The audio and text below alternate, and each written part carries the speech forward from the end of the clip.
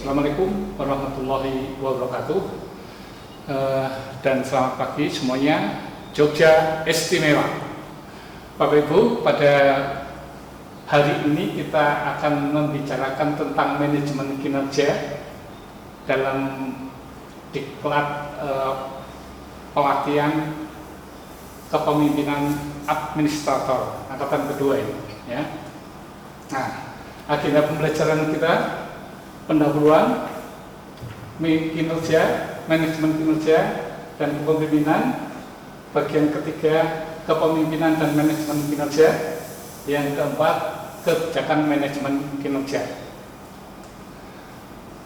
Nah, bahwa mata diklat ini akan mengantarkan Bapak Ibu dengan membekali tentang konsep manajemen kinerja, kemudian teknik-teknik kinerja dalam pelaksanaan bidang tugas manajemen kinerja, dan seterusnya akan mengantarkan Bapak Ibu sebagai pemimpin jenjang administrator mampu menghasilkan kinerja yang tinggi. Ya. Oke, diawali dengan pemutaran video. Ya. Nah, pada bagian kedua, kinerja, manajemen kinerja dan kepemimpinan. Kita mulai dengan konsep kinerja. Apa itu kinerja? Ya. Kinerja sebagai produksi. Karena pengertian kinerja itu bermacam-macam. Kinerja sebagai produksi, kita gambarkan petugas yang mampu menyelesaikan tugas minimal sesuai dengan target. Yang kedua, kinerja sebagai kompetensi atau kapasitas. Kita gambarkan sebagai polisi yang dengan cepat mampu menangkap penjahat. Yang ketiga, kinerja sebagai hasil yang baik. Kita gambarkan sebagai organisasi yang mampu menghasilkan produk dengan standar yang dapat diterima publik. Yang keempat, kinerja sebagai hasil yang berkelanjutan. Kita gambarkan sebagai organisasi yang menghasilkan produk yang berkualitas atau outputnya, kemudian memberikan dampak kemanfaatan secara luas. Konsep kinerja menurut Perpres 29/2014 tentang SAKIP, Sistem Akuntabilitas Kinerja Instansi Pemerintah, itu keluaran atau hasil dari kegiatan program yang telah atau hendak dicapai sehubungan dengan penggunaan anggaran dengan kuantitas dan kualitas yang terukur. Kerja tidak sama dengan kinerja. Ya. Jadi kerja itu tidak sama dengan kinerja. Ya. Orang menyapu itu kerja. Tapi kalau kinerja itu ada ukurannya seberapa besar petugas itu membersihkan halaman atau gedung dan seterusnya. Nah, level kinerja menurut Van Doren ya, bisa dikelompokkan menjadi 3 level. Level mikro, meso, dan makro. Level meso dalam OPD itu kita asumsikan sebagai seksi. Meso itu bidang, makro itu di OPD atau diro. Ya. Ini kalau tingkat OPD. Kalau tingkat Pemda, mikro itu UPT atau bidang atau bagian. Mesonya pada UPD atau biro. Makronya Pemda secara keseluruhan. Dan seterusnya kementerian. Ya. Nah, manajemen kinerja merupakan gaya ya, manajemen yang mengintegrasikan, memanfaatkan informasi kinerja dalam proses pengambilan keputusan. Integrasi berarti menyatukan kinerja menjadi bagian yang tidak terpisahkan dalam siklus manajemen, mulai dari perencanaan, pengorganisasian, pelaksanaan hingga pengendalian. Nah, dalam organisasi pemerintahan kita mulai dengan yang namanya Renstra. Ya. kemudian diakhiri dengan pelaporan dan seterusnya. Pemanfaatan informasi kinerja dalam 3 bentuk. Pembelajaran, jadi laporan kinerja itu sangat penting sebagai media pembelajaran. Bagi siapa? Bagi pemimpin dan bagi anggota organisasi itu sendiri. Yang kedua, pengendalian, steering dan kontrol. Dengan kinerja bisa diketahui, dengan pengendalian bisa diketahui efektivitas dan efisiensinya. Jika belum efektif, maka tentu pimpinan akan mengambil kebijakan untuk meningkatkan efektivitasnya. Jika terjadi kurang efisien, maka tentu akan dicari kenapa terjadi inefisiensi. Kemudian yang ketiga, bahwa dengan manajemen kinerja itu sebagai media pertanggungjawaban. Ya. Orang tidak bisa dikatakan berkinerja tinggi, organisasi tidak bisa dikatakan berkinerja tinggi kalau tidak ada laporannya, tidak ada media pertanggungjawabannya. Dan pengukuran kinerja itu membutuhkan yang namanya acuan. Acuannya adalah rencana kerja itu sendiri.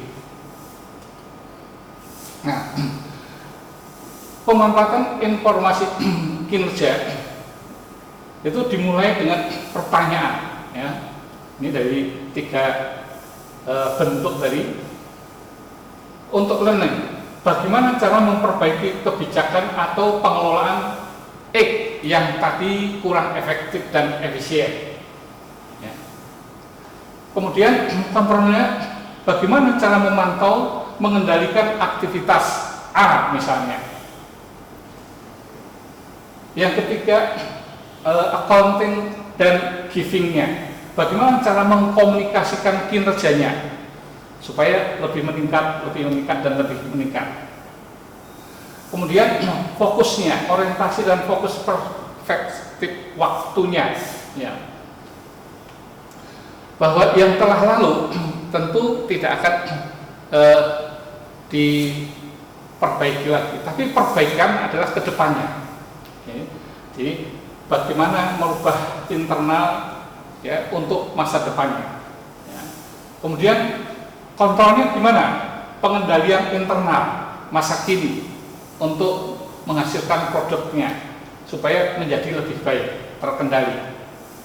Kemudian bagaimana giving-nya, ya, giving-nya, hubungan dengan pemangku kepentingan, masa lalunya gimana, mengapa supply-nya, mengapa inputnya tidak berkualitas misalnya, yang berdampak pada output yang tidak berkualitas.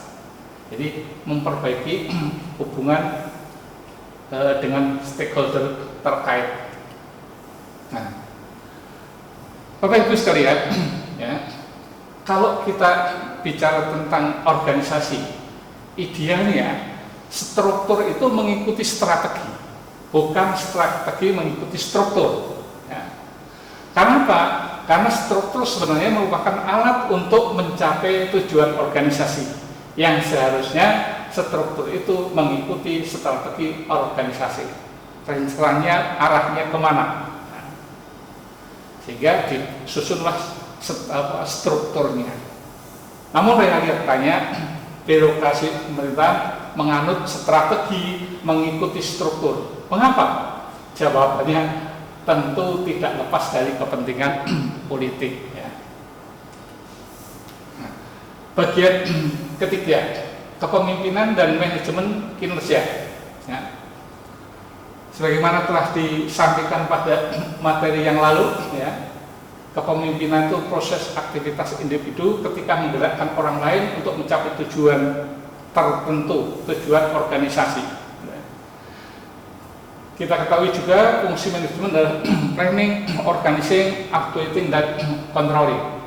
Seorang pemimpinan harus bisa mengambil keputusan dengan baik, terencana, terukur, ya, menyusun desain organisasi, menggerakkan organisasi, melakukan pengendalian, evaluasi atas kinerja dan organisasi maupun bawahannya.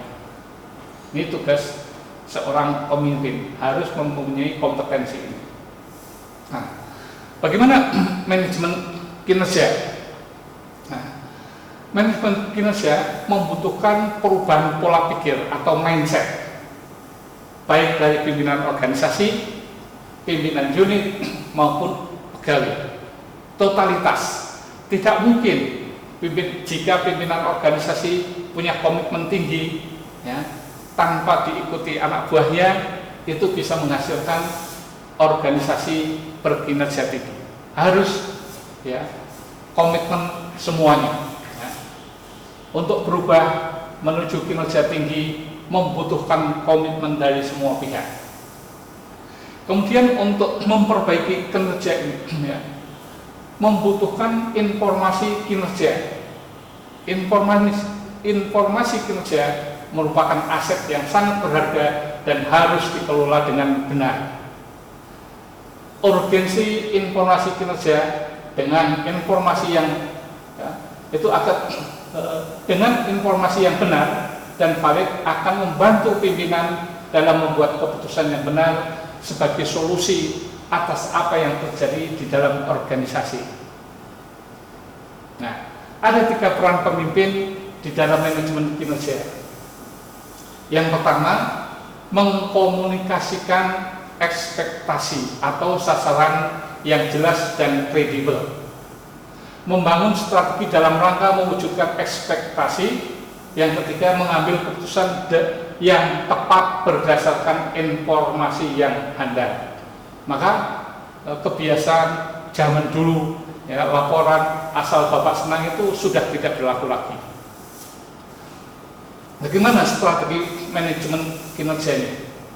Untuk membangun budaya manajemen kinerja, pemimpin harus dapat membangun strategi reward and punishment. Menerapkan toleransi atas kesalahan strategi dan atau kegagalan kinerja akan melahirkan kebiasaan atau habit